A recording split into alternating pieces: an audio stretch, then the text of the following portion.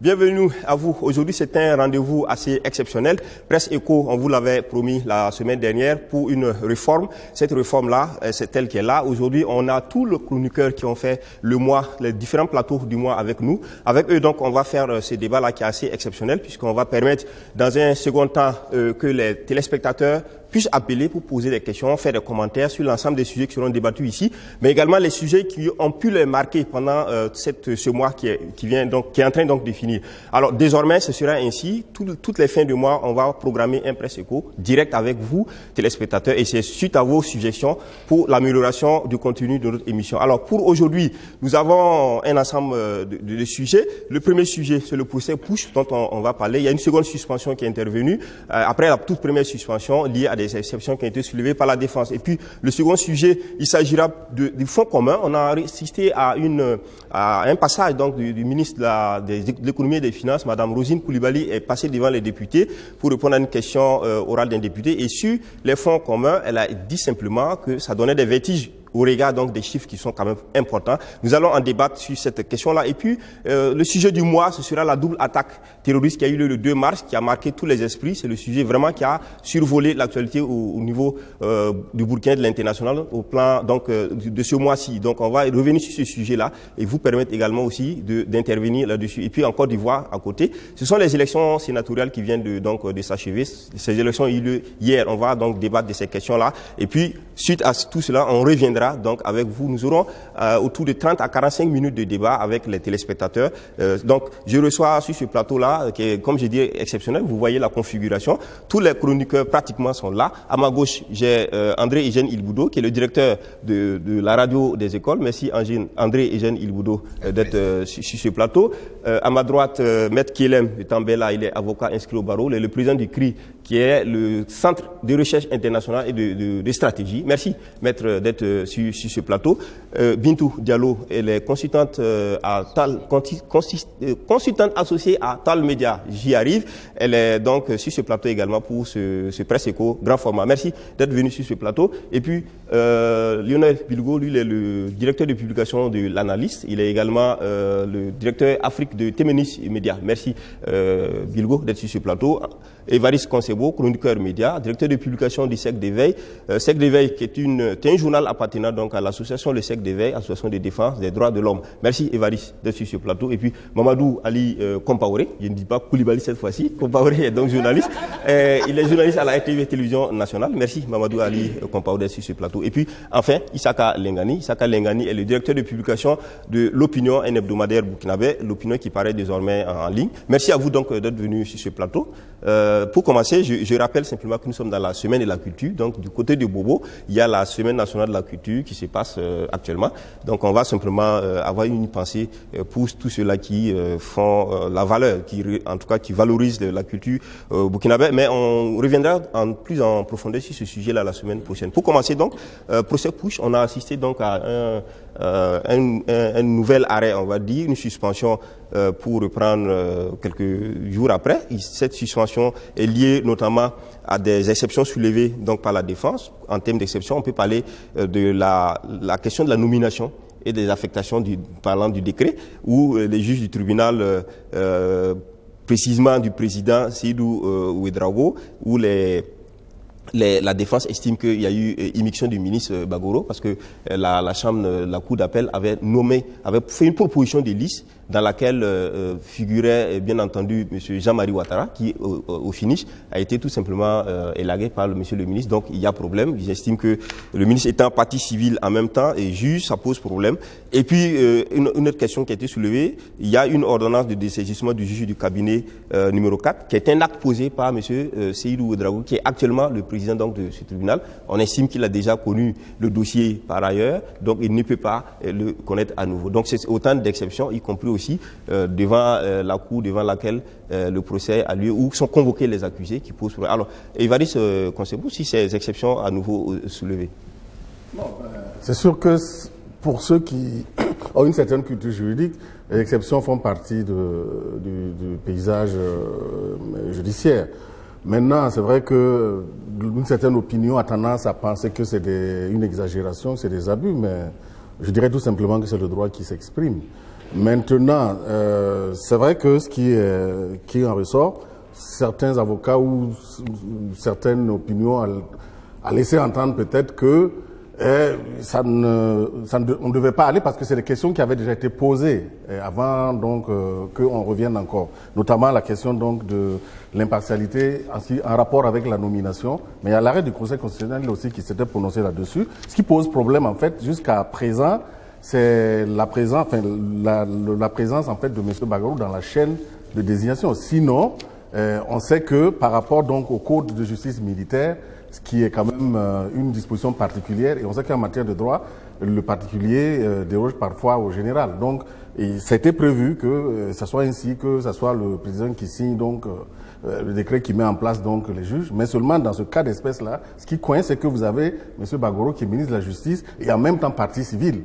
Ça donne l'impression quand même, il y a un problème quand même d'impartialité qui est là. Et c'est ce problème-là de fond qui revient toujours en fait. D'accord. Alors, on va insister sur ce fait-là, maître. On vient avec vous. Maître, la question qui est liée à l'émission, on va dire, du ministre Bagoro, qui, recevant la liste de propositions faites par donc, la Cour d'appel, le premier président de la Cour d'appel, où dans les noms, il figurait le nom de M. Jean-Marie Ouattara, qui à la fin a été, on va dire, tout simplement gommé au profit d'une autre magistrate. Est-ce que ça, c'est pas un problème et en plus du fait que le ministre soit lui-même partie civile, donc qu'il soit juge et partie à la fois? Oui, ça pose un problème. Bon, n'oubliez pas que nous sommes devant le tribunal militaire. Si on était devant un tribunal de droit commun, comme les assises criminelles ou la chambre criminelle, ce serait un peu différent. Parce que maintenant, il y a une séparation entre la justice et le politique. Mais nous sommes devant le tribunal militaire qui a ses règles. Mais le problème qui se pose, c'est quoi? C'est que le juge Bagoro lui-même est parti au procès. Donc, il devrait éviter autant que possible des immixtions intempestives susceptibles de débat. Alors, donc, dans ce cas-là, la liste qui a été transmise devrait être respectée. Sinon, il y a cause de suspicion légitime. Donc, sur ce plan, moi, je pense que les avocats de la défense ont un peu raison. Maintenant, quant à suspendre les débats pour examiner les exceptions, il faut dire qu'en matière pénale, il y a la possibilité, le juge n'est pas obligé de disjoindre les exceptions du fond. Le code de procédure pénale permet au juge de joindre les exceptions au fond pour trancher en même temps.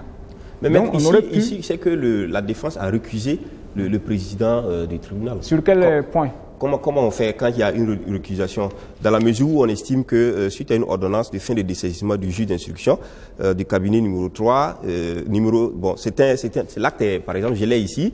Dans cet acte-là, M. Seydou Ouedraogo a posé un acte en tant que président de la chambre de jugement. Et il a posé l'acte en prenant cette ordonnance de dessaisissement du juge numéro 4, dans ce qu'on a connu avec le départ des juges dans le dossier du push. Alors la défense estime qu'ici, il ne peut plus avoir connu le dossier, poser un acte dans le dossier et venir encore le juger. Bon, moi, dans ma carrière, j'ai eu à connaître des faits comme ça. J'ai eu à connaître même des cas où le juge qui a instruit le dossier est monté à l'audience et a décidé. Est-ce que c'est normal? Généralement, il n'est pas recommandé. Oui, au Burkina ici. Normalement, ce n'est pas recommandé qu'il en soit ainsi. Mais c'est arrivé et moi, j'ai eu des cas comme ça. Donc, sur ce plan, bon, ne connaissant pas le dossier, je ne peux pas vraiment me prononcer en droit parce que je ne connais pas les éléments. Mais je vous dis simplement que c'est déjà arrivé. D'accord. Et ça arrive. Alors, on va évoluer donc sur cette question. Bintou Diallo, très rapidement. Avant tout, on a assisté aussi à une décision donc du Conseil constitutionnel qui a traité le tribunal militaire d'une juridiction spécifique. Et du coup, les juristes et les démocrates se sont dit, est-ce qu'il peut exister une juridiction qui soit insusceptible insusceptible de toute constitutionnalité? Parce que apparemment, quand on lit la décision, le Conseil constitutionnel estime que le tribunal militaire est hors de son champ. Merci. Enfin, moi, je ne suis pas spécialiste ni juriste ni des questions militaires, mais tout ce que je vois dans notre pays, c'est que les questions militaires ont toujours été traitées comme des choses exceptionnelles. C'est des trucs de militaires, entre militaires, soit c'est frappé par le secret défense ou ainsi de suite. Dans ce procès, moi, je voudrais que les parties aient une chose en tête. J'ai l'habitude de dire qu'on a eu une mémoire très sélective au Burkina Faso. On a déjà oublié ce mois de septembre. Pendant 2 semaines, on ne savait pas où se donner de la tête. On a des parents qui tombaient. On entendait, on voyait des vidéos, on voyait des gens tomber. On avait la peur au ventre. On courait, on s'appelait pour s'assurer qui est en sécurité, qui n'est pas en sécurité. Et les gens, la population, avec légitimité, a besoin de connaître ce qui s'est passé, besoin de savoir ce qui s'est passé, pour pouvoir, que ce soit réconciliation, justice ou quoi que ce soit, on a besoin de savoir. Ça veut dire un groupuscule a décidé que leurs intérêts personnels et individuels sont en question, ont pris des armes. Sous quel prétexte, je ne le saurais pas, mais il y a eu une situation où la population s'est sentie en danger, où on s'est trouvé en face des gens qui sont supposés nous protéger, sont devenus nos ennemis. À quel point nous sommes arrivés à ça au Burkina Faso. Et qu'à chacun d'entre nous de se rappeler que les questions judiciaires, ça prend du temps. Et les avocats vont faire ce jeu-là. Donc si la défense veut s'assurer qu'une fois qu'ils sont en procès, quelqu'un ne va pas aller sortir les insuffisances des textes, et c'est le plein droit des avocats de la défense. Donc c'est à la défense maintenant de s'assurer, de regarder, de lire tout à la virgule près, au point virgule près, et de s'assurer que quand ils se trouvent devant le tribunal, toutes ces questions sont réglées en amont avant d'aller regrouper les Burkinabés. Ils veulent savoir et qu'on leur dise encore abasourdis, ne sachant pas ce qui se passe, il faut rentrer chez vous. Le procès est ajourné et d'ici là, qui sait d'où ça va nous amener tout ça. Bilgo, sur ces 2 questions, ou sinon les 3 questions, la nomination d'abord, l'affectation des juges, on a dit c'est désormais du ressort du Conseil supérieur de la magistrature, mais un petit aspect avait été peut-être ignoré ou existe, c'est que le tribunal militaire étant spécifique peut se le permettre. Et puis ensuite, il y a un cas qui est quand même assez important ici, c'est l'ordonnance des saisissements qui est un acte posé, par exemple, par le juge actuellement, qui est le président du tribunal, antérieurement dans le dossier, que les avocats estiment qu'il est récusé et qu'il ne peut pas reconduire le dossier. Moi, je pense que c'est un dossier qui tient à cœur à bon nombre de personnes dans ce pays. Et je crois que toutes ces anomalies, si tant est que ce sont des anomalies révélées justement pendant le cours du procès, sont tout à fait légitimes, que ce soit de la part de la défense ou encore de la partie civile. Je pense que ça montre quand même une vivacité de notre appareil judiciaire. Ces débats-là aussi transportent le domaine judiciaire auprès du citoyen lambda que nous sommes. Nous qui sommes peut-être des analphabètes en termes d'appareil judiciaire, on découvre petit à petit comment ça peut fonctionner.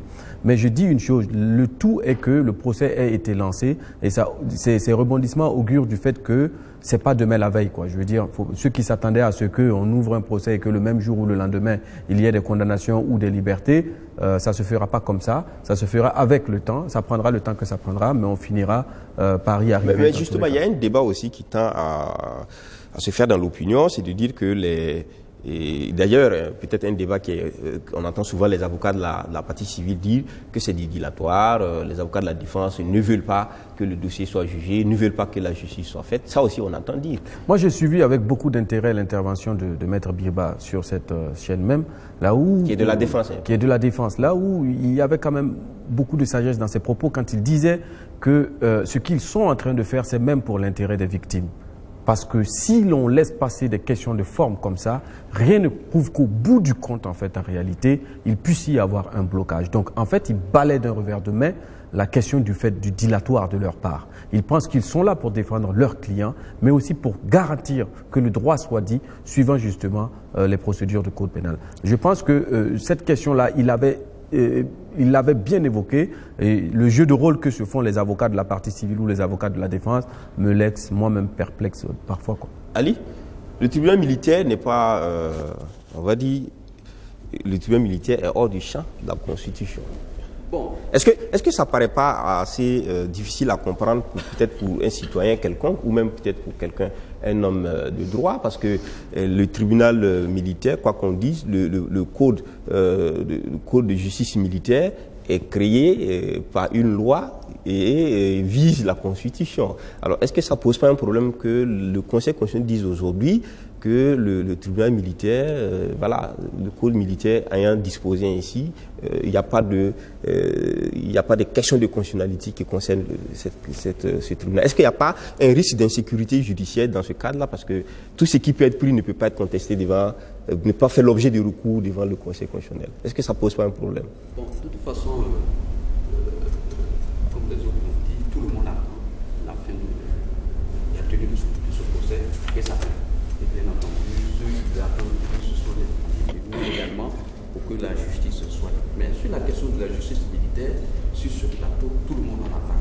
On a tous relevé l'incongruité de cette justice dans l'état de droit que certains disent que nous sommes en train de construire. Et à l'époque, on avait dit qu'ils ont balayé du regard de cette histoire et ça nous revient sur la tête. Maintenant, il ne faut pas qu'on prenne des trucs exceptionnels pour juger d'une situation assez grave. Le micro d'Ali. Vas-y, il ne faut pas qu'on prenne des choses exceptionnelles pour juger des trucs assez graves. Quand on parle de la question du juge Ouedraogo et de certains juges qui sont dedans et que les avocats demandent qu'ils se dessaisissent, je pense qu'il y a un bon sens. Quand un juge lui-même se voit au milieu d'une certaine situation, il doit se recuser puisqu'il a déjà connu de l'affaire. Deuxièmement, M. Bagoro, c'est le ministre de la Justice, qui pendant longtemps a toujours plaidé pour l'indépendance de la justice dans son pays. Il est militant du balai citoyen, on le sait. Maître Kam est porte-parole du balai citoyen, on le sait également. Ces messieurs ont beaucoup plaidé pour la justice de l'indépendance dans ce pays. Et voilà qu'aujourd'hui, ils ne veulent plus de cette indépendance. Pire, ils s'y mixent même dans ce pays. Il y a à croire dans cette affaire que le gouvernement est en train de louer de... Allez, on va revenir à toi. Je voudrais que Lengani, sur la même question, nous donne son point de vue par rapport à cette question de la Constitution et du Code de justice militaire et également du tribunal militaire. Ben, je crois que d'abord, il faudrait que ceux qui sont surpris veulent vraiment l'être de la part du Conseil constitutionnel qui nous a montré à quel point il est point et pied lié au pouvoir MPP. C'est-à-dire que même les histoires de droit les plus élémentaires qui ont été évoquées dans ce pays, et chaque fois qu'on a fait recours au Conseil constitutionnel, il s'est trouvé des pirouettes pour aller dans le sens du pouvoir en place. Bon, donc, le fait qu'il décide dans ce sens-là, moi je trouve que c'est tout à fait normal, c'est dans son rôle.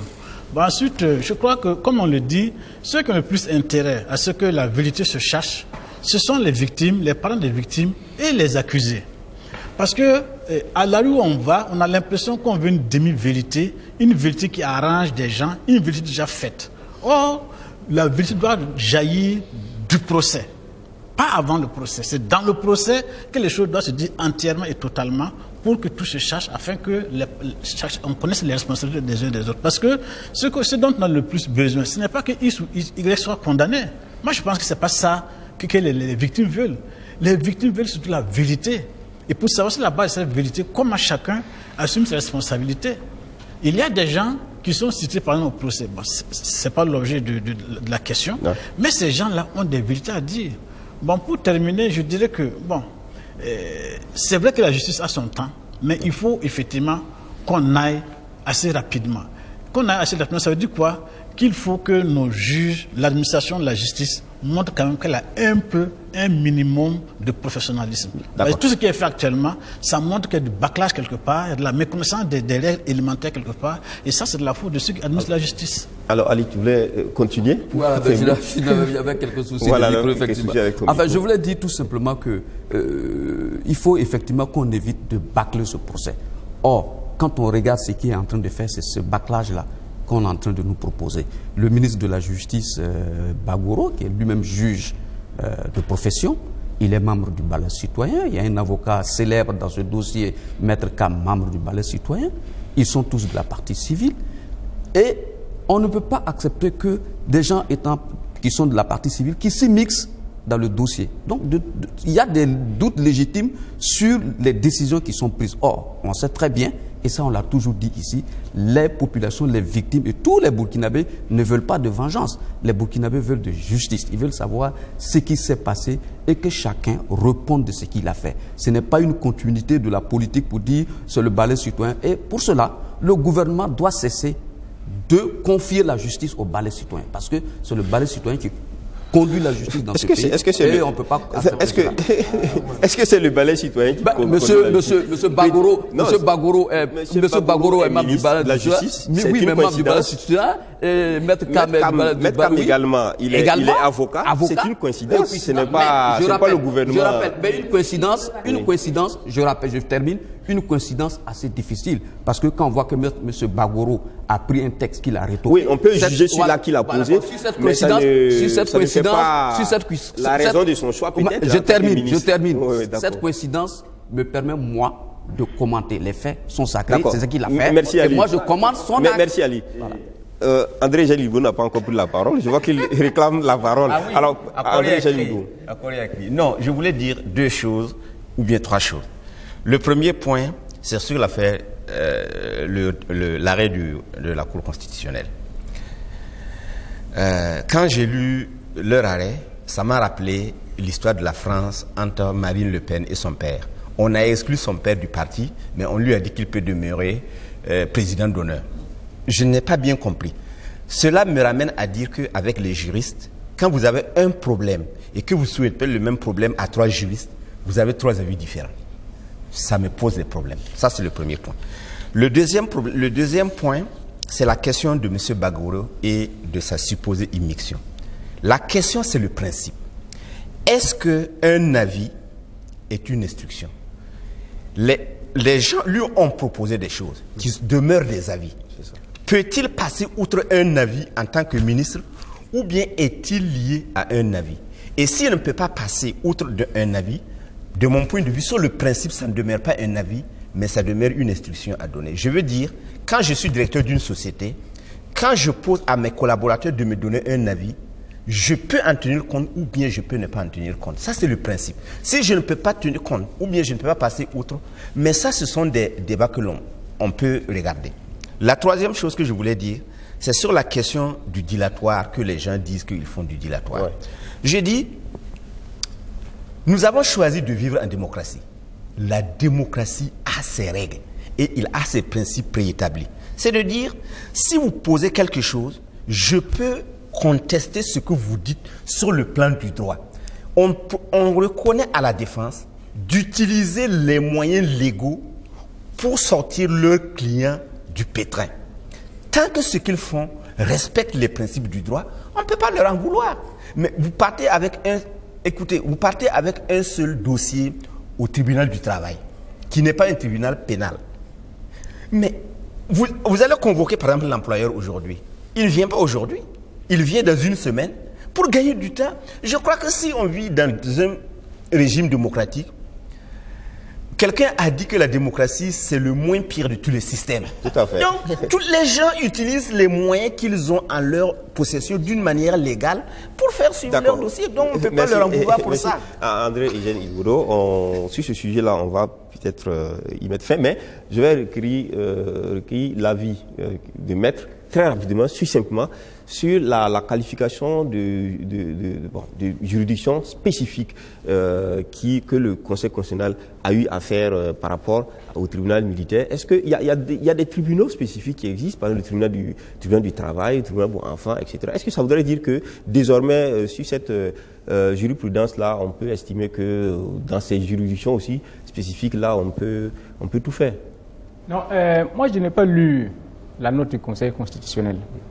Mais généralement, on parle de juridiction d'exception. Là, c'est spécifique qui a été utilisé comme terme. Voilà. Donc, bon, je n'ai pas lu, donc je ne sais pas ce qu'il veut dire. De toute façon, ce qui est exceptionnel est spécifique. Voilà. Donc, ça se rejoint.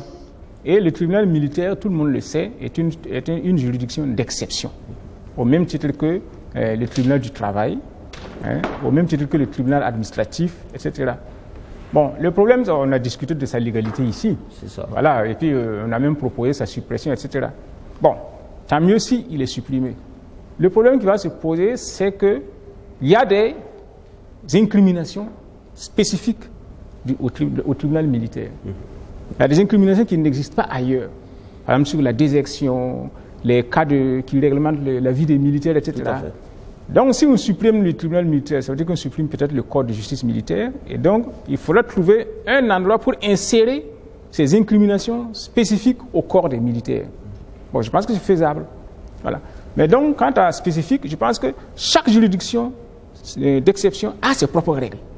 Par exemple, au tribunal administratif, vous n'y allez pas comme vous allez au tribunal la question civil. que certains se posent, c'est le lien entre la Constitution, justement, et ces juridictions spécifiques, puisque c'est une loi. Ils sont régis par une loi qui a passé un contrôle de constitutionnalité avant d'être une loi. C'est la loi qui crée les juridictions. Oui. Voilà. Donc est-ce qu'à partir de cette loi qui les crée, on ne peut pas, s'il y a problème, saisir le Conseil constitutionnel? Si, oui.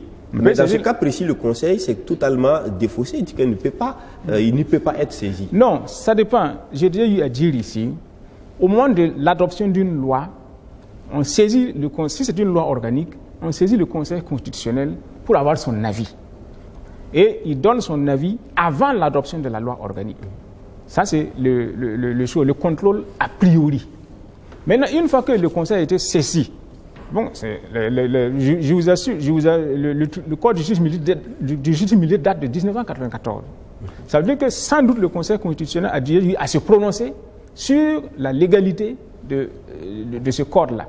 Et donc, une fois qu'il s'est prononcé sur un point, il ne se prononce plus deux fois sur le même point. Mais maintenant, comme il y a eu sans doute une réforme du code de justice militaire, bon, je ne sais pas maintenant comment la procédure a été menée, mais cette adoption, cette modification du code de justice militaire a dû faire l'objet déjà d'une saisine du Conseil constitutionnel, qui a déjà dû se prononcer sans doute. Donc c'est peut-être pour ça que... Oui, il y a eu une réforme liée à l'introduction du double degré de juridiction au niveau... Ça a été fait, mais ça n'a pas touché l'aspect qu'il est question ici. Alors, Évariste, très rapidement pour conclure sur ce sujet. Moi, je dis que sur la question là, il faut dire que, qui a été posée au Conseil constitutionnel, il faut dire que le Conseil constitutionnel, comme à l'habitude, parce que même dans le cas de l'arrêt CDP contre État burkinabé, par rapport à l'exclusion, à l'époque, on demandait au Conseil constitutionnel d'appliquer, de faire respecter donc la Constitution. Bon, le Conseil s'est défaussé. Et dans ce cas-là, parce que c'est quoi? C'est un conflit en fait de loi en matière donc juridique. On appelle ça le conflit, puisque la Constitution donne les conditions pour nommer les juges. Hein? Et maintenant, dans ce cas d'espèce, il se trouve quoi? Il y a des juges qui relèvent donc du Conseil supérieur de la magistrature, eux qui respectent donc, il y a des règles pour les nommer, il y a des juges qui relèvent donc du tribunal militaire qui les nominations sont réglées par le code de justice militaire. Là, on demande au Conseil, parce que de se prononcer, et là, le Conseil constate que c'est vrai que les règles spéciales dérogent aux règles générales, puisqu'il y a les règles spéciales qui donnent les conditions de nomination des juges militaires. Mais là où il y a un problème, c'est qu'il y a des juges civils. Ces juges civils-là, il y a d'autres procédures, mais le Conseil aurait dû renvoyer, donc, demander de respecter donc les procédures en ce qui concerne donc les juges civils. Or, il l'a pas dit, c'est constaté de dire que c'est une juridiction d'exception. Là, on dit que n'a pas assumé ses attributions. D'accord. Alors donc, on va... Moi, je voulais ajouter quelque chose. J'ai dit une seconde. Quand on est responsable de quelque chose et qu'on vous soumet un dossier pour appréciation, quand vous appréciez, appréciez-le de telle sorte qu'il n'y ait pas de doute, qu'on n'interprète pas votre appréciation comme si vous prenez parti à cette décision. Surtout quand c'est une décision de justice. C'est pour cela que le juge Bagoro, en appréciant mal, bloque en ce moment le procès qui se tient. D'accord. Mais oui. Non, par exemple, il y a les grandes juridictions, les hautes juridictions, ont une façon de vous faire comprendre que votre recours était inutile. Est-ce que vous voyez? Donc, il y a une façon de le faire comprendre. Donc, quand ils rendent leur décision, s'ils estiment que ce n'était pas nécessaire, c'est inutile, etc., on vous le rend de cette façon-là. Oui, mais même ça aussi, ils le disent souvent, ils disent que la Cour n'est pas compétente. Dire que la Cour n'est pas compétente, ils disent qu'elle n'est pas compétente. Soit ils vous disent que vous allez vous pouvoir autrement, etc. Il y a ces thèmes-là qui sont clairement dit que vous avez mal engagé votre procédure. Mais là, il y a la décision est suffisamment claire. Ici, la décision dit que voilà, c'est une juridiction spécifique, donc en dehors du champ de la Constitution. Donc, tel que moi j'ai vu, la Cour constitutionnelle a voulu dire vous avez perdu votre temps en me saisissant. Ce n'était pas nécessaire. Je ne l'ai pas lu. Bintou. Bon, vous savez, Bintou, pour moi, Si tu ne veux pas être accusé d'avoir des poux sur ta tête là, rase ta tête. Merci, c'est tout. Pour moi, c'est aussi clair. La défense joue son rôle d'avocat. Les avocats de la partie civile doivent se constituer et regarder même ce qui est écrit sur les pattes de poux, s'ils ne veulent pas qu'on tourne à gauche, à droite. Donc pour moi, c'est encore des détails. Ils se connaissent entre eux. Chacun cherche le jeu qu'ils jouent. Merci. Et on veut la justice. On veut la justice, on veut que ça ait lieu, on veut savoir ce qui s'est passé. Pourquoi nos enfants, pourquoi nos frères, nos maris sont morts. Vraiment, qu'ils fassent leur travail, qu'ils soient professionnels. La question fondamentale que l'on pose à la Cour constitutionnelle, au Conseil constitutionnel, c'est est-ce qu'une loi qui a été prise, parce qu'on dit que la Constitution, c'est le sommet du tout.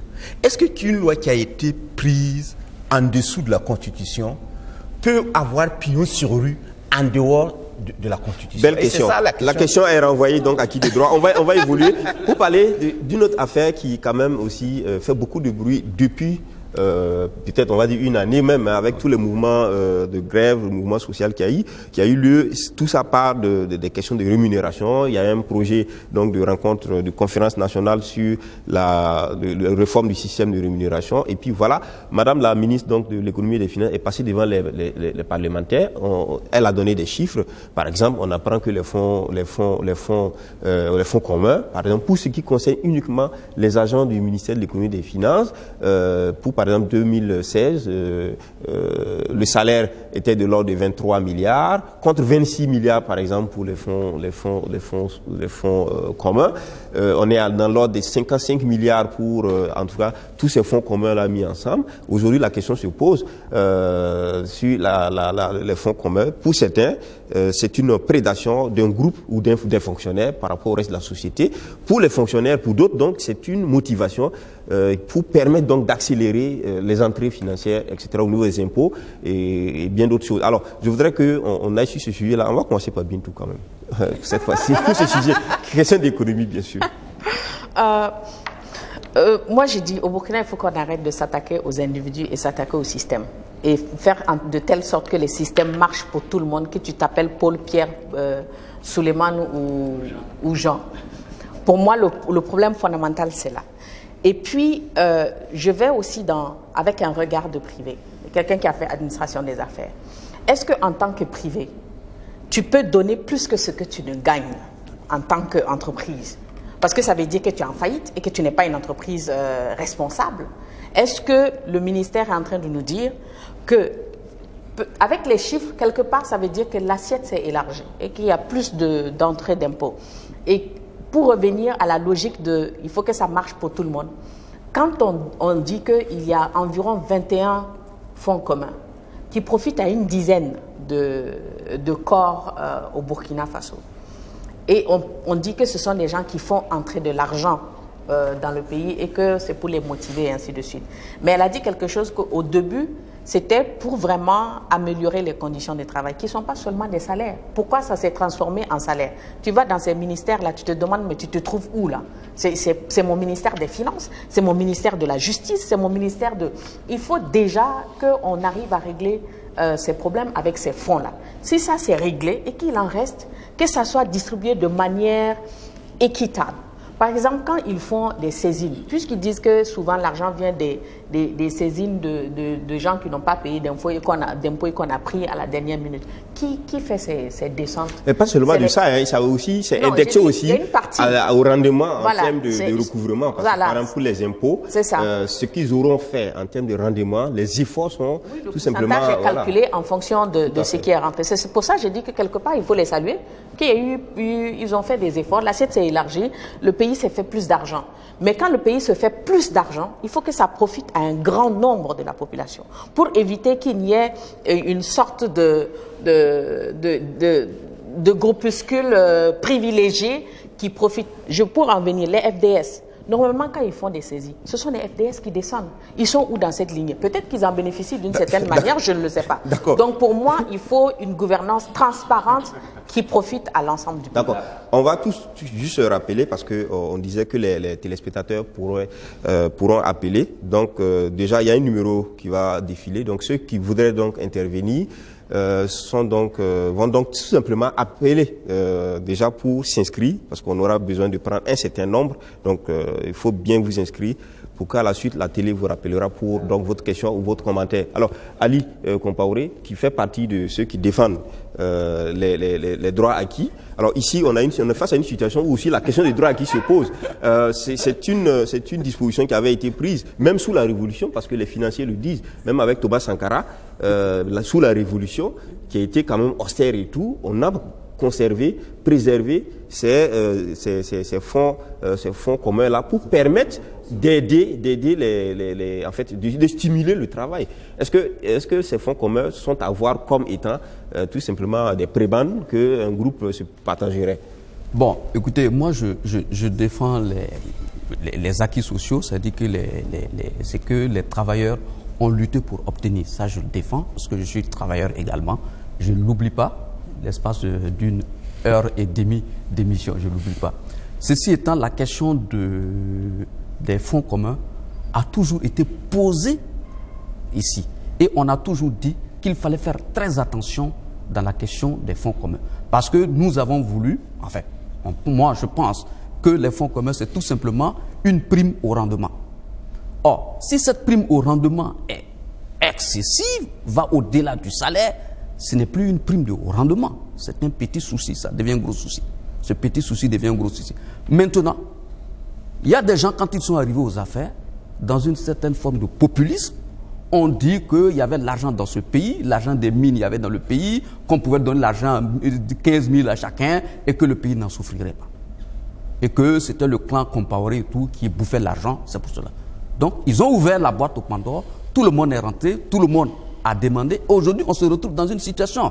Madame Rosine Koulibaly, elle était aux Nations Unies, elle arrive, elle voit la situation, elle dit que ça lui coupe le souffle. Mais madame, ça va vous couper plus que le souffle, parce que vous n'aurez pas de moyens face à cette situation, parce que les travailleurs le disent clairement. Moi, j'ai discuté avec des cadres qui m'ont dit que même sous Thomas Sankara, il n'a pas pu leur couper les fonds communs.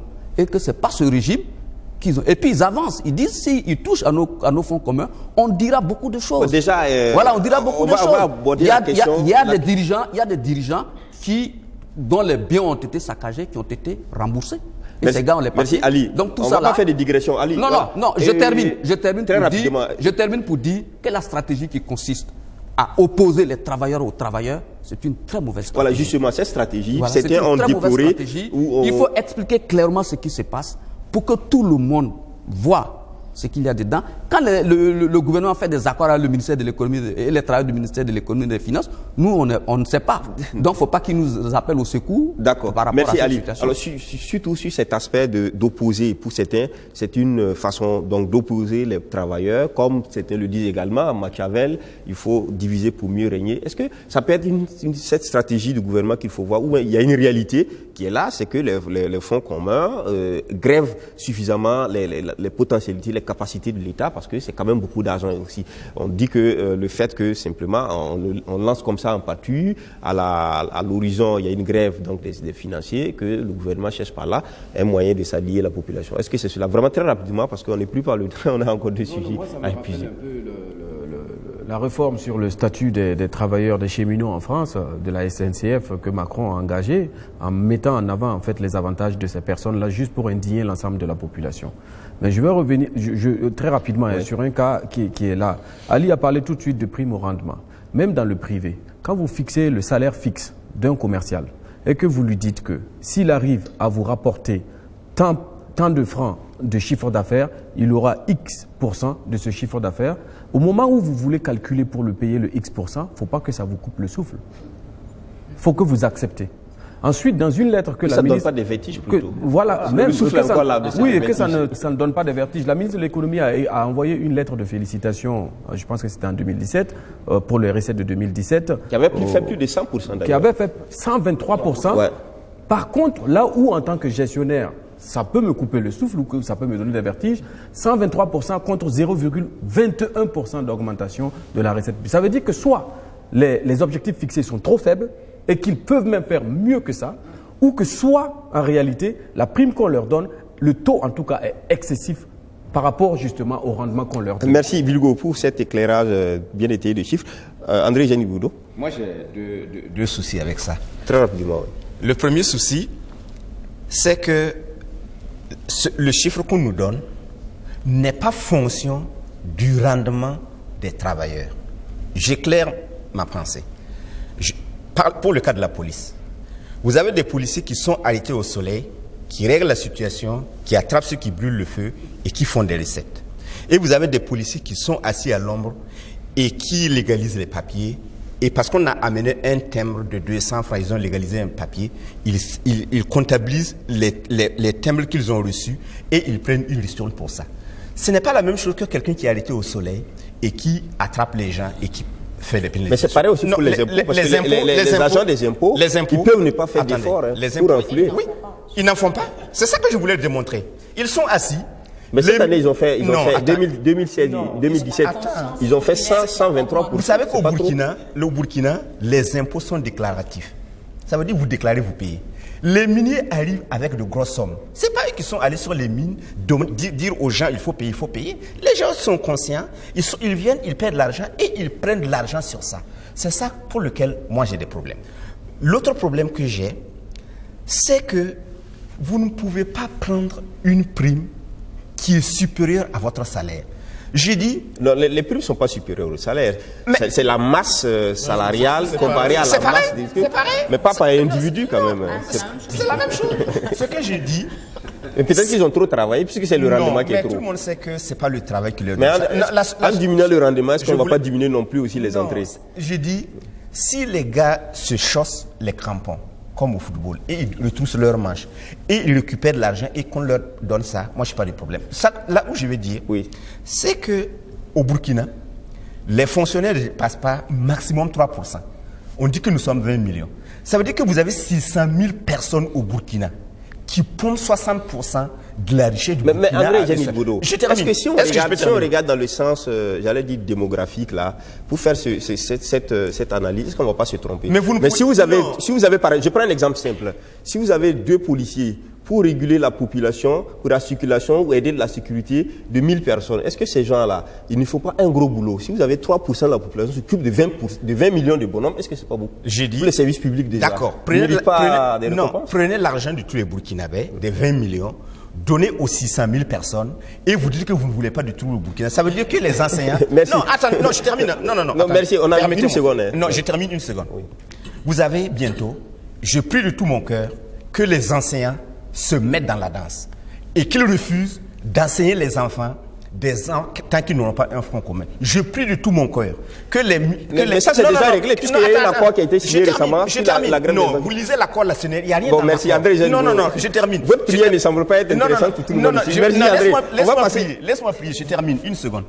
Je prie de tout mon cœur que les médecins et les infirmiers se mettent dans la grève pour dire tant qu'on n'aura pas de front commun, on ne soignera plus les gens. Vous allez voir que ce que les économistes et les financiers nous disent là, mais tout le monde va mourir. Si vous aurez l'argent en poste, mais vous n'aurez pas un enfant qui ira à l'école. Alors, Évariste, très rapidement, on a vraiment 2 minutes. Vous allez partager avec Maître. Il a introduit très bien le problème d'injustice là, parce que je ne sais pas sur quelle base un soldat qui risque sa vie pour sauver la nation, il ne reçoit pas une ristourne, celui qui est assis, qui recouvre. C'est vraiment un problème. Maintenant, moi, en fait, à la lumière de ce que la ministre des Finances a dit, je suis très inquiet parce que c'est assez révélateur de ce qu'elle ne maîtrise rien du tout. Parce qu'elle dit que sur les 21 fonds communs, il y a certains fonds qui sont gérés sans passer par le Trésor. C'est grave.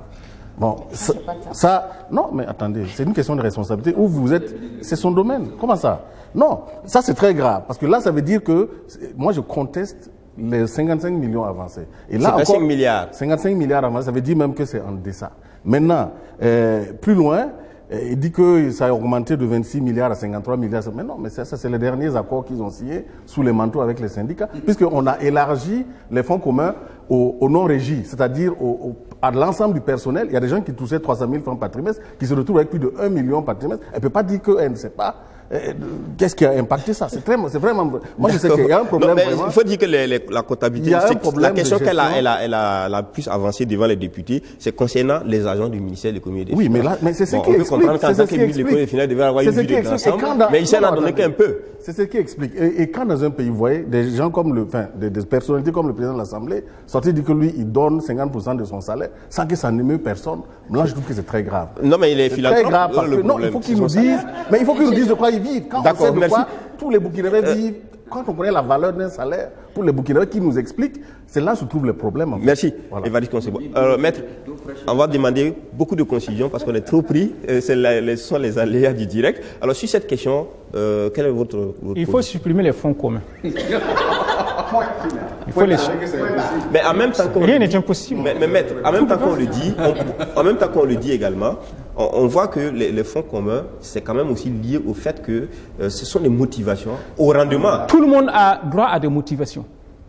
D'abord, quant à dire que même Thomas Sankara n'a pas pu supprimer ça, moi je n'étais pas là, donc je ne peux rien dire. Mais ça c'est vrai. Mais tout dépend, milliards, hein. tout dépend de la proportion. C'est pas 1400 milliards. Tout dépend de la proportion. Oui, voilà. Mais est-ce que, maître, est-ce que la proportion aussi n'est pas liée à l'évolution donc du pouvoir d'achat, à l'évolution aussi de la richesse du pays? Est-ce que tout ça c'est pas lié? Si le fonds commun de l'époque ne permettait pas de donner à chaque salarié plus que son salaire, c'est compréhensible. Mais maintenant, le fonds commun est tel que chacun reçoit plus que son salaire. Ça, c'est le premier point. Deuxièmement, il faut savoir qu'on ne devient pas fonctionnaire pour s'enrichir. Si vous voulez vous enrichir, allez dans le privé, avec tous les risques possibles. On devient fonctionnaire pour servir son pays. Donc ça, c'est un deuxième point. Et ces discriminations-là font de telle sorte qu'il y a une injustice dans le pays. D'accord. Par exemple, quand vous allez à la douane, moi j'ai un neveu qui voulait passer le concours de la douane. Il est venu me dire que tonton, je ne veux plus passer. J'ai dit quoi? Il m'a dit que voilà, que selon les catégories, il faut payer. Par exemple, entre 1 million et 1 million 500 000. On paye où alors? On paye ceux qui font. Où on paye? Ceux qui organisent. Voilà, ceux qui organisent. C'est illégal ce que vous dites. Mais c'est illicite. Ceux qui organisent. Moi, c'est ce qu'il m'a dit. Que c'est entre 1 million et 1 million 500 000. D'accord. Pourquoi ça? Pourquoi ça? C'est un secret de polichinelle. Même au niveau de l'ENAREF, hein, il faut voir le nombre de candidats. Les gens se battent. Pourquoi? Parce qu'il y a de l'argent là-bas. Mais est-ce que ce n'est pas bien que les gens se battent parce qu'il y a de l'argent pour faire de l'argent pour le pays aussi? Parce que tel que c'est attention, je vais vous dire une chose. Oui. Quand ils disent par exemple que si le fonds commun a rapporté beaucoup, ça veut dire qu'ils ont travaillé. Allez à la sécurité sociale. Hein. La sécurité, c'est le même système de recouvrement. Les gens s'en vont payer chaque fois et ils ne bougent pas. D'accord. Merci, mais on va vous arrêter là. On aura l'occasion de revenir dans les questions avec les téléspectateurs. Que le chiffre d'affaires augmente ou pas, ils ne foutent rien. Merci. C'est le contribuable qui amène l'argent et qui paye. Lengani, il y a un aspect aussi qui est important ici, c'est que quand on regarde les restes à recouvrer, on a estimé que ça fait près de 600 milliards, ça c'est vraiment pour les impôts, mais il y en a d'autres aussi qui font plus que ça ou encore mieux que ça dans le domaine par exemple des mines. Est-ce que ça pose pas un problème réellement, que ce soit le problème des 55 milliards qui soit ressorti comme étant le scandale financier de l'année ou de tout ce qui empêche le gouvernement d'évoluer? Très rapidement, en 30 secondes, Lengani. Moi, Maître, Lengani a la parole. Je crois qu'effectivement, c'est là où on voit qu'il y a un jeu de dupe qui est là. C'est-à-dire, on pose mal le problème. Moi, que les fonds communs fassent 1000 milliards ou bien 55 milliards, ce n'est pas mon problème. Mon problème, ce n'est pas ce niveau. C'est comment c'est fait. Si c'est fait selon les règles, on ne gouverne pas des gens là. Ils ont dit qu'ils ne sont pas des oiseaux, non? Donc, ils doivent pouvoir nous dire comment c'est fait, comment ces fonds-là sont attribués et comment c'est réparti. Une fois que c'est légal là. Mais où est le problème? Que les gens aient le triple de leur salaire. Moi, je ne vois pas de problème. Dès lors que la règle est clairement définie. Maintenant, ce que je crains, c'est que dans ce débat-là, on oppose inutilement les Burkinabés entre eux, alors que le vrai problème, c'est effectivement chercher à s'asseoir ensemble pour trouver une solution pour tout le monde. Le médecin est aussi important que le soldat est aussi important que le douanier. Nul n'est indispensable et nul n'est plus important que nul autre dans l'ensemble de la chaîne que nous constituons. Mais je dis qu'il est très très indécent d'indexer aujourd'hui des gens comme quoi parce qu'ils perçoivent des fonds communs. Ils ne sont pas attribués auto. Tout à fait. C'est organisé. C'est organisé. L'organisation de l'administration. Et donc ceux qui sont responsables, c'est des irresponsables qui courent aujourd'hui à la responsabilité des autres. Merci Ali. Merci Lengani, pardon. Je voudrais simplement dire que sur ce plateau-là, on attend beaucoup de choses, c'est le direct aussi. Non. Mais maître, pour la douane, là, vous n'avez pas les preuves, donc on ne tient pas compte de ce que votre petit frère a dit. De même que Ali, le ministre Bagoro et le ministre du gouvernement, il n'y a pas de preuves qu'il est membre du balai citoyen. Voilà, merci. Les membres du balai citoyen. Merci, Ali, on n'insiste pas. On n'insiste pas. Il n'y a pas de preuves. Ali, on n'insiste pas, il n'y a pas de preuves. Voilà, on n'a pas la preuve. Ce sont des supputations de rue, on n'en va pas en tenir compte ici. Par exemple, le montant de fonds communs donné par la ministre de l'économie, ça fait combien d'hôpitaux? Oui, mais ça, c'est pas une preuve que on accède à la justice, on accède à la douane par les paiements. On a déjà jugé même des gens ici un dossier sur les questions de fraude à la douane. Donc ça veut dire que simplement il n'y a pas cette logique qui existe de façon à ce que on puisse en parler ici. Voilà. Encore quelque chose qui va dans, parce que vous savez qu'il y a un embrayage de grève qui est annoncé. Qui est à l'horizon. Mais là, c'est quoi? Oui, mais la réalité, c'est quoi? C'est parce que la bonne dame, justement, a voulu, sous l'instruction du Conseil des ministres, diminuer les carburants, les dotations de carburant. C'est ça le vrai débat. Et vous avez des gens qui, trimestriellement, touchent 2 millions pour le carburant. Merci. Merci. 500, parce que dans tous les cas, la question des fonds communs, ceux aussi qui sont bénéficiaires pour le problème aussi de la cherté donc de l'administration, le coût de la vie, etc. Merci à tous. Merci à tous. Je suis un peu grippé, excusez-moi. On va continuer cette fois-ci pour parler tout simplement de la double attaque, la double attaque qui s'est passée ici, qui a causé c'était un drame national. On a vu ce qui s'est passé avec donc 8 morts du côté du côté burkinabé, notamment 4 de l'armée. Alors on va juste revenir sur ça pour permettre aux téléspectateurs, peut-être s'ils ont des questions, parce que ça a été le sujet du mois. Mais ici, nous, c'est si vraiment on a quelques éléments là-dessus. On dira chacun a droit à peut-être 2 secondes sur la question, et puis on va évoquer les élections de la Côte d'Ivoire. 1 seconde pour toi. Ce qu'il faut dire, c'est que nous sommes en guerre. Le Burkina est en guerre. Et cela, j'ai pas du tout l'impression que, au niveau des plus hautes autorités, on a assez conscience de ce fait-là. Maintenant, ce qu'il faut voir, c'est les changements dans les habitudes, dans les comportements. Ça aussi, on ne va pas, parce que c'est une guerre qui va durer et qui va faire beaucoup de dégâts. Maintenant, ce qui est sûr, il faut vraiment que les habitudes et les choses changent. Si nous voulons vraiment gagner cette guerre. Je prends pour sur ce sujet-là, parce que les téléspectateurs me disent que beaucoup sont inscrits, donc forcément les gens vont en parler. Maître, sur la question de l'attaque du démarche. Je pense que c'est des messages adressés. D'accord. D'abord, si vous avez remarqué, il y a une forme de concomitance entre les attaques et puis l'ouverture du procès du putsch.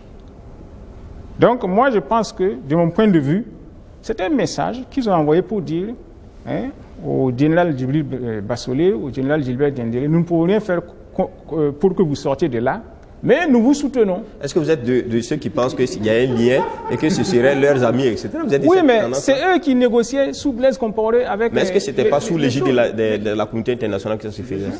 Non, mais par exemple, comment je vais dire là, si vous vous rappelez là, on revoit Djibril Bassolé en turbané à Kidal. Mais est-ce qu'à Kidal, parce que les preuves sont là aussi qui circulent, on voit que c'était dans le cadre d'une négociation, deuxièmement, dans le cadre bien entendu de sa mission de négociateur officiel de la communauté internationale. Oui, deuxièmement, je pense que c'était un message aussi adressé à l'armée.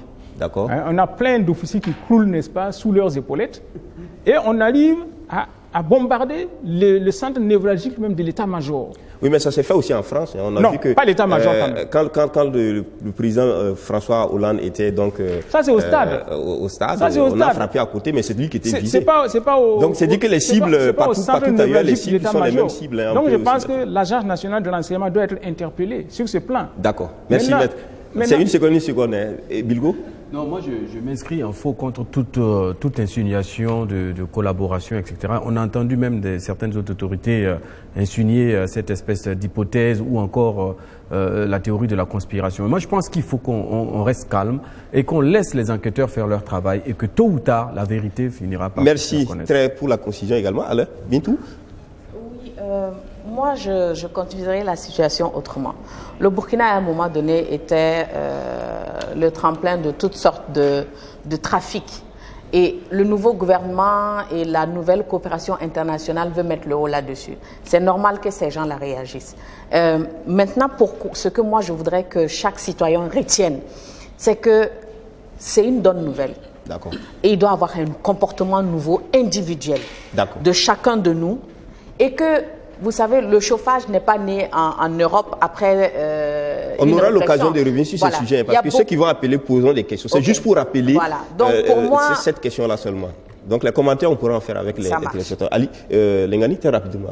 Oui, très rapidement. Bon, pour dire avec Maître de Tambela qu'effectivement, c'est tombé avec un anniversaire, mais l'anniversaire de la déclaration de la naissance de la nébuleuse, la confédération de la nébuleuse qui nous attaque aujourd'hui. Donc cet anniversaire, effectivement, a été fêté. Bon, ensuite, effectivement, on a entendu des insinuations, bon, comme on entend sur le plateau ici, comme si c'était le fait que l'ancien pouvoir avait des connivences plus ou moins avec les terroristes. Moi, je crois que c'est des accusations très, très, très graves. Surtout que... Merci. Non, j'en viens. Oui, on va être bref parce qu'on va aussi prendre les spectateurs. Il faut qu'on respecte le temps aussi. Quand même, si on a même un début de preuve, je ne dis pas de preuve, un début de preuve, si on est honnête, si on est patriote, si on n'est pas apatride, on donne ces informations à ceux qui font les enquêtes pour que les enquêtes puissent être menées. Merci. On ne s'assoit pas pour les donner comme ça et puis bon, vendre en l'air. C'est du n'importe quoi. Une seconde et puis André Genivio, une seconde. C'est un sujet très douloureux parce que ce sont des compatriotes qui sont morts et moi, ça me gêne un peu. Mais cependant, je veux quand même dire qu'il faut qu'on arrête cette théorie du complot. En fait, c'est une théorie développée par des gens incompétents, incapables. Quand on peut rien faire, on dit cela. C'est comme des enfants dans la cour qui a volé le biscuit. Non, papa, c'est pas moi, c'est lui là, c'est lui là. Bon, d'accord. Il faut que les gens arrêtent. Compris, Ali. Je termine. Il faut que les gens arrêtent très sincèrement.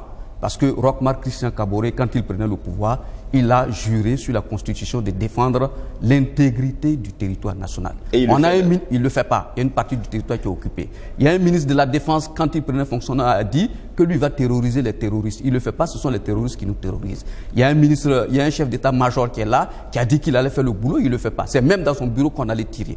Donc tous ces gens-là, ils n'ont qu'à s'asseoir calmement et puis de façon réfléchie avec tout le monde, qu'on fasse face aux dangers communs qui nous... Merci Ali. Oui, mais André Geniboudo, vraiment une seconde, vraiment. Je prends pour appui sur ce que Évariste a dit, nous sommes en guerre. Bintou dit, il faut que les comportements changent. La question que je pose au Burkina aujourd'hui, c'est est-ce que les Burkinabés veulent même lutter contre le terrorisme? Et chacun à son niveau, qu'est-ce qu'il fait? Je pose la question, moi en tant qu'individu vivant dans un quartier, est-ce que si je vois quelqu'un qui débarque dans mon quartier, je ne le connais d'Adam ni d'Ève, je ne sais pas ce qu'il fait, est-ce que je suis prêt à aller porter ce renseignement-là aux gens qui sont chargés de le faire? Et est-ce que ceux qui vont recevoir ce renseignement-là sont prêts à venir vérifier? Ça va être des choses basiques qui vont nous prévenir du tout. Sinon là, quel que soit ce que l'on fait, j'ai peur qu'on attaque même... Merci André et Jeanne Ilboudo. Plus que ça. On a annoncé donc le sujet sur la Côte d'Ivoire, mais intérêt national oblige. Moi, je propose qu'on laisse le sujet ivoirien pour la semaine à venir, parce que il y a beaucoup d'inscrits sur la liste. Donc on va préférer, comme c'est la première fois, on va donc vraiment donner l'occasion aux téléspectateurs de réagir. Ça nous fait énormément plaisir qu'il y ait une liste et une deuxième qui arrive. Alors, le premier, donc, il y a M. Belem Idrissa qui appelle de FADA déjà. Alors, on va donc, si la régie peut nous le mettre en ligne pour qu'on puisse enregistrer sa question. Il va donc... D'accord. Donc, on va donc, pendant qu'on est sur les appels, pour recevoir les premiers appels, on va donc évoquer, donc je reviens donc sur ma question, hein, on va donc évoquer le cas ivoirien si vous voulez, mais c'est vraiment, on va le faire de façon entrecoupée. Bintou, la Côte d'Ivoire a eu une élection sénatoriale. Ce qu'on peut remarquer comme première tendance, c'est que les indépendants ont quand même forcé la porte. Ils sont arrivés avec 22% dans donc les premières, en tout cas les premières tendances qui sont sorties. C'est déjà important. Des districts comme Yamoussoukro ou Bouaké, on a vu que ces indépendants-là ont fait une percée. Alors, est-ce que il y a quelque chose? Dans tous les cas, on peut dire en conclusion que le RHDP, qui est l'union sacrée de la majorité, va remporter. Alors, est-ce que tu as une impression par rapport à ça? Ben, il n'y a pas vraiment d'impression, parce que toute la situation se gère comme le chien aboie, la caravane passe. L'opposition a boycotté, mais ça s'est tenu tranquillement comme si de rien n'était. Et moi, je félicite les indépendants d'avoir fait ce pas-là. parce que c'était l'occasion aussi à l'opposition de montrer qu'elle est là et de faire ce qu'il faut, de battre plus campagne, d'intensifier leur agressivité politique pour qu'on puisse... La preuve, les indépendants, ils sont venus majoritairement de manière inattendue. Mais la question du Sénat... Il y a quelques années au Burkina, nous on a combattu le Sénat. En Côte d'Ivoire, on met le Sénat. Non, moi j'ai été le premier à proposer le Sénat au Burkina Faso. Ah, donc mettre pour le Sénat? Oui, c'était en 2005. J'ai proposé un Sénat pour le renforcement de la démocratie. Et Blaise est venu avec un Sénat pour le renforcement de son pouvoir. C'est différent. D'accord. Donc, le Sénat que je proposais, n'est-ce pas, d'abord, moi je propose, n'est-ce pas, que les parlementaires ne soient pas rémunérés. Mais qu'il y ait, par exemple, des indemnités. Sénateurs. Mais que ce soit député, que ce soit sénateur, oui. Tout le monde. Moi, je propose qu'il y ait des indemnités de session. Des indemnités de session, comme sous la Deuxième République. Et là, ce sont des gens vraiment intéressés et dévoués qui vont se porter candidats. Sous la Deuxième République, les parlementaires n'étaient pas rémunérés et on a eu des parlementaires de talent. D'ailleurs, même sous la colonisation, au Grand Conseil de l'AOF, ils n'étaient pas rémunérés. C'était des indemnités de session. Pour revenir au cas de la Côte d'Ivoire, oui, bon, ça, on est en train de démontrer, faire une démonstration de notre évolution politique au Burkina. Oui. Sur le cas de la Côte d'Ivoire, à ces sénatoriales-là, l'opposition, notamment celle radicale du FPI, n'a pas participé. Est-ce que ça aussi, c'est une erreur politique? Bon, il faut dire que ça biaise un peu l'élection. Bon, et ça porte un peu de crédit. Ça porte un peu de coup à la crédibilité des élections. Mais en même temps, c'est une erreur politique pour l'opposition. Parce que c'est pas bien de boycotter les élections parce que ça ne vous renforce pas vous-même. Est-ce que vous voyez? Donc moi, je pense qu'ils auraient dû participer tout en critiquant, tout en portant les recours possibles devant les institutions compétentes. Et ça leur permet en même temps aussi de voir à peu près quelle est leur force politique. Donc, ça n'a pas été une bonne chose de les boycotter. Ali, quelle analyse sur ces élections? On voit que le RHDP, donc le regroupement de la coalition RDR, TDCI et autres alliés, vient quand même en tête. Bon, ce qui est certain, la percée des indépendants montre la difficulté qu'il y a au niveau du RHDP, c'est-à-dire que tous les oufetistes réunis n'arrivent plus à s'entendre. Donc du coup, ça laisse des brèches, des portes de sortie pour les indépendants, qui du reste l'avaient réitéré, enfin l'avaient fait lors des élections législatives. Ils étaient arrivés quand même en assez grand nombre. Et il le confirme encore lors de ces élections sénatoriales. C'est tout simplement dit que c'est la maison RHDP qui est en train de se fissurer, parce que quand vous remarquez, tous ces indépendants qui gagnent ces élections, ce sont ceux qui n'ont pas été retenus sur les listes RHDP. Et comme la loi électorale en Côte d'Ivoire permet des candidatures indépendantes, bon, les gens se sont dit, j'ai suffisamment comment on appelle, la notoriété nécessaire pour me présenter candidat. Ils se présentent et ils gagnent les élections. C'est tant mieux parce que bon, il y a plusieurs sons de cloche qui vont. Maintenant, sur la question du Sénat, bon, les Burkinabés n'avaient pas voulu parce que probablement... Non, Ali, on ne parle pas du Sénat, on parle des élections sénatoriales en Côte d'Ivoire. Alors, Évariste Konsebo, on va venir à vous. Si le temps permet. Alors, c'est pour dire que le mode d'élection quand même est un peu particulier parce que c'est pas ouvert. C'est un grand électeur, un grand les maires, qui vont élire ces gens, les 99, dont il y a 2 tiers qui sont élus, il y a 1 tiers qui sont nommés.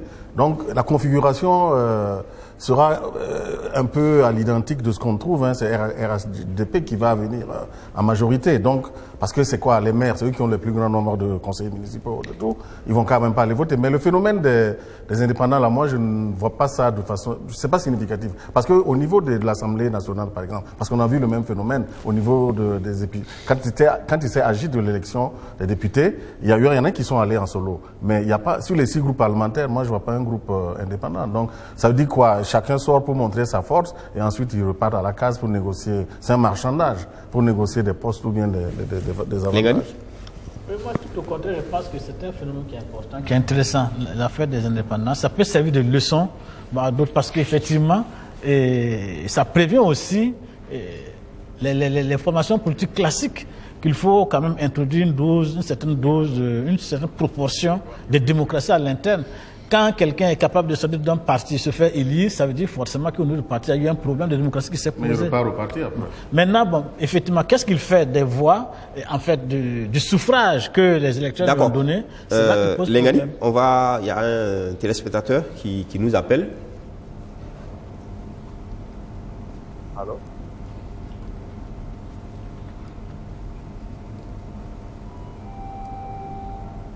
Oui, allô?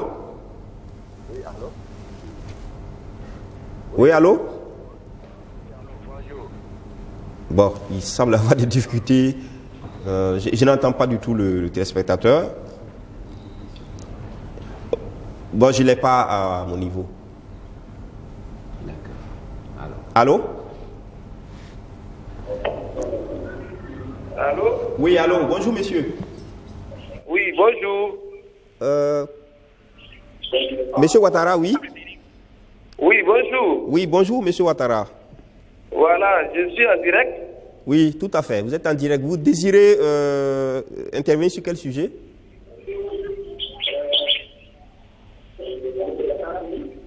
Voilà, moi je voulais intervenir concernant le fonds commun là. Oui, d'accord, sur les fonds communs. Oui, allez-y. Voilà. Vous savez bien que concernant le recouvrement du donné pour le trésor là, il est clair que c'est des entreprises qui viennent effectivement déclarer et contribuer aux recettes publiques. Maintenant, si on conçoit un fonds commun pour mettre à la disposition des travailleurs donc de la fonction publique, que d'ailleurs nous pensons en tant que privé, contribuons vraiment à déjà payer les salaires. Nous payons les salaires et ensuite nous bonifions davantage en gratifiant les gens, donc les travailleurs, d'autres choses qu'on appelle fonds communs. Bon, vous voyez que quelque part, ce fonds commun-là, le maître a si bien dit, il faut l'annuler. D'accord, donc vous êtes pour l'annulation des fonds communs. On met à la disposition aussi de ces mêmes privés-là, on met un fonds qui puisse les permettre et aussi d'être beaucoup plus sécurisés. Parce qu'il y a souvent des entreprises qui ferment. Mais les fonds communs, c'est pour le public, M. Ouattara. Oui. Les fonds communs, c'est pour le public, c'est pas pour les privés.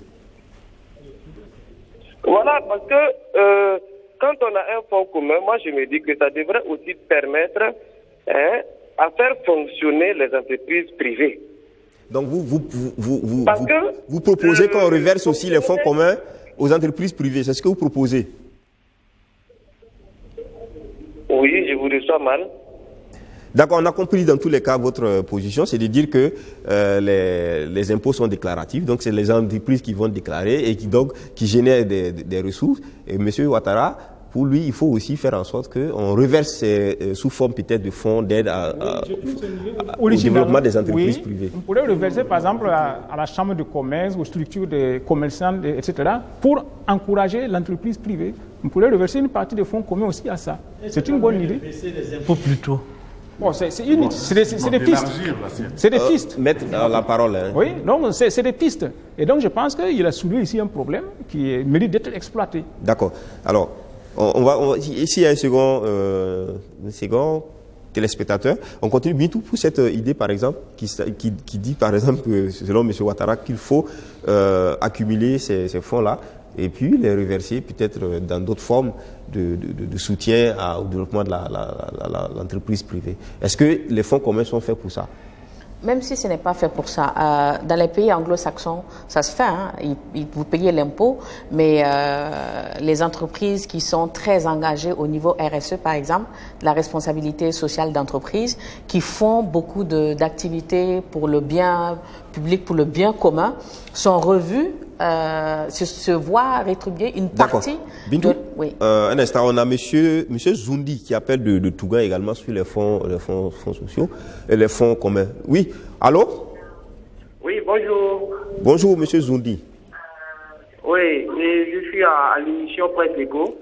Vous êtes à l'émission Presse Éco. On vous écoute pour votre question ou si c'est votre commentaire. Voilà. Oui, allô? Oui, comment vous allez? Oui, on peut aller déjà. Oui, vous allez simplement baisser le volume de votre téléviseur à côté. Okay, et puis, vous allez tout droit à votre commentaire ou à votre question.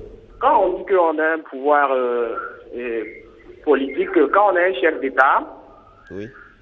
Je pense que... Il faut encore baisser votre poste téléviseur qui est à côté.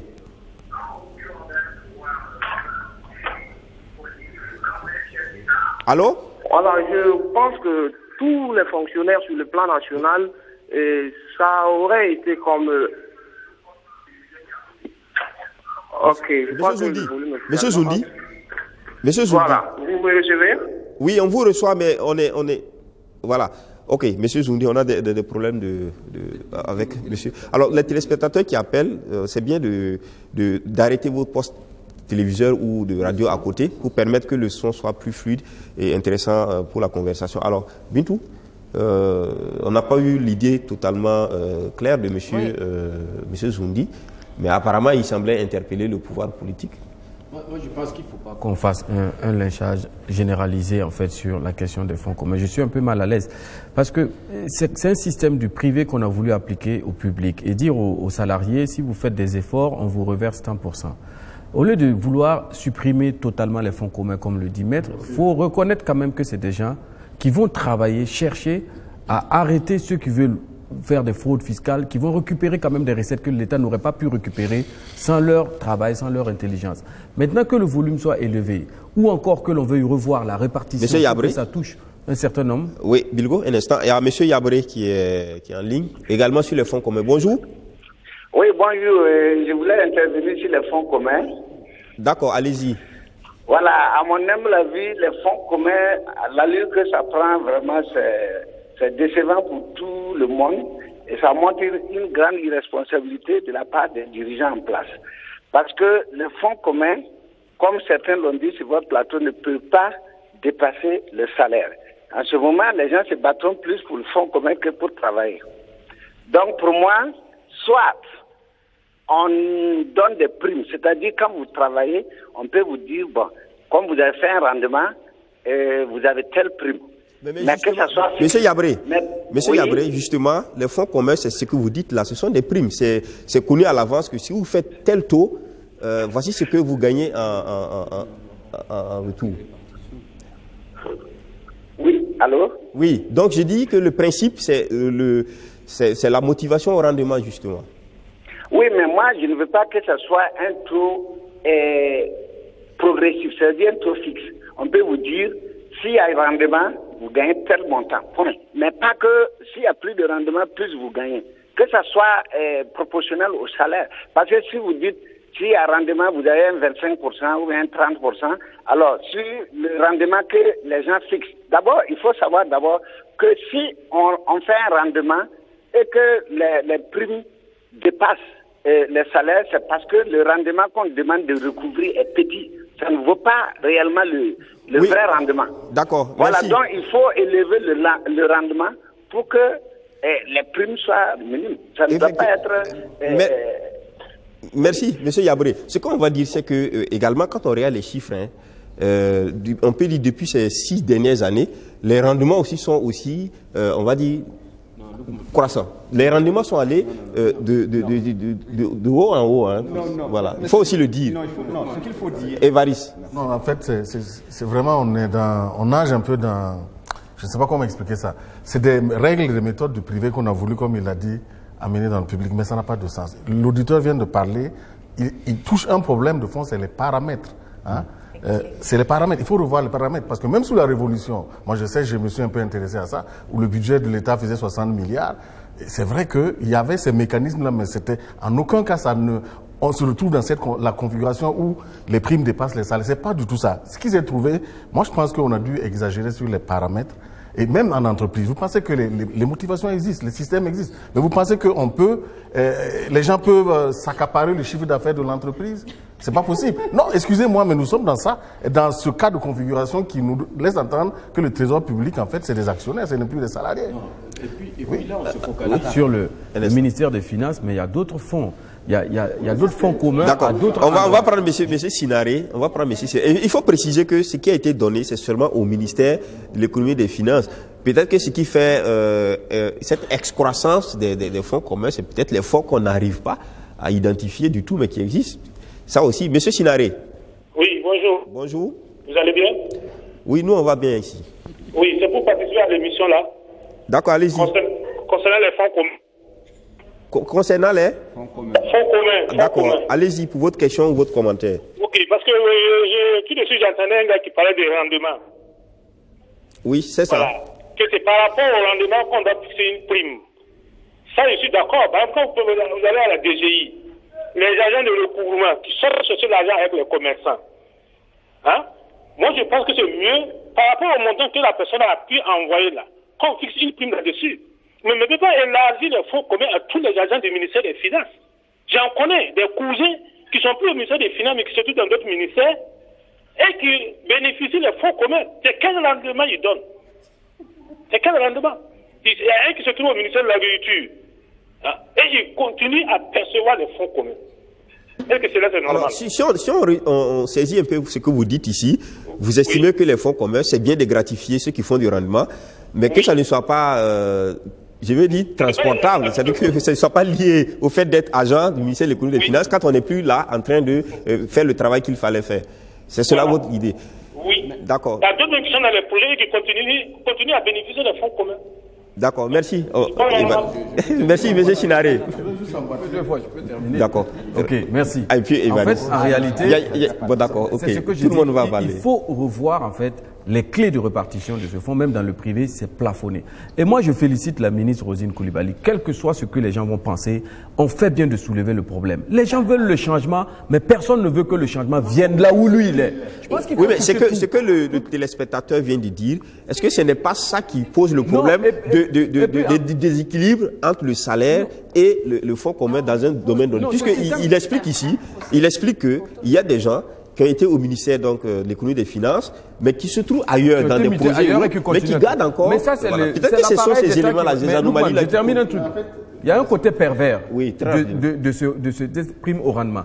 Il y a des gens, moi j'ai subi ce cas, un redressement de plus de 80 millions dans une société que je pilotais. D'accord. Puis ensuite, au fur et à mesure, on a pris un avocat pour suivre le dossier. Il n'y avait rien dedans. Mais en faisant l'enquête, on découvre que les agents qui sont venus pour nous redresser étaient primés sur la somme qu'eux-mêmes ils allaient ramener aux impôts. Ça veut dire que c'est pervers. On pousse des gens même à aller. Mais est-ce que cette perversion n'arrange pas le trésor? Est-ce que ça ne permet pas aux gens d'aller chercher l'argent? Ça ne permet pas au privé de travailler. On a perdu une année alors qu'on aurait dû travailler.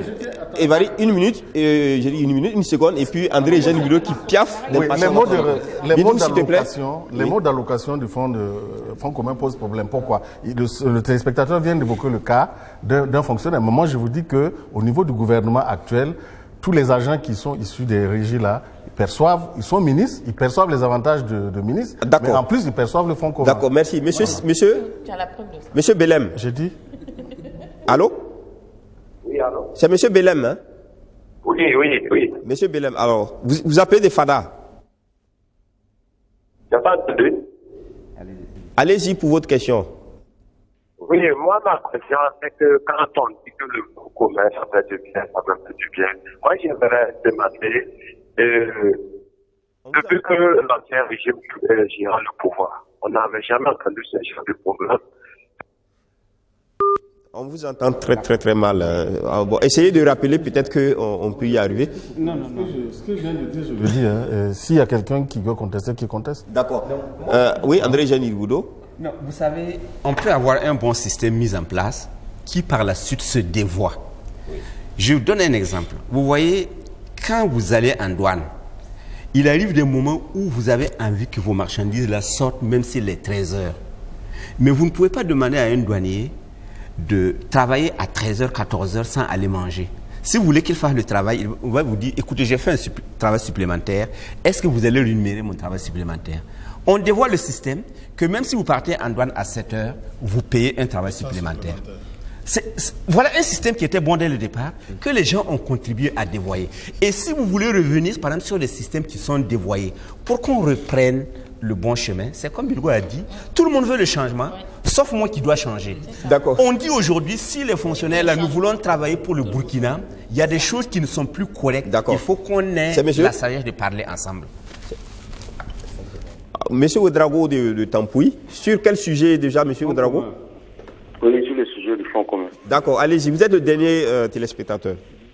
D'accord, moi je pense que pour cette histoire du fonds commun, il faut qu'on revoie les choses. D'accord. Simplement parce que si aujourd'hui il y a des agents des impôts qui arrivent à récolter les fonds et qu'on estime qu'il faut qu'on leur donne un 6e mois dans un fonds commun, c'est parce qu'il y a eu des enseignants d'abord qui les ont formés au primaire, au secondaire, à l'université avant qu'ils atteignent ce stade-là. Et quelle est cette prime-là qui revient à ces enseignants qui les ont formés depuis jusqu'à ce qu'ils atteignent ce stade-là? Rien. Si aujourd'hui il y a des agents des impôts qui arrivent à travailler dur sur le terrain parce qu'ils sont en bonne santé, ou ils ont la tête libre parce que leurs enfants sont en bonne santé, c'est parce qu'il y a des médecins qui les soignent à tout moment. Et quelle est cette prime-là qui revient à ces médecins qui soignent et qui permettent aux gens d'être en bonne santé pour aller récolter ces fonds-là sur le terrain?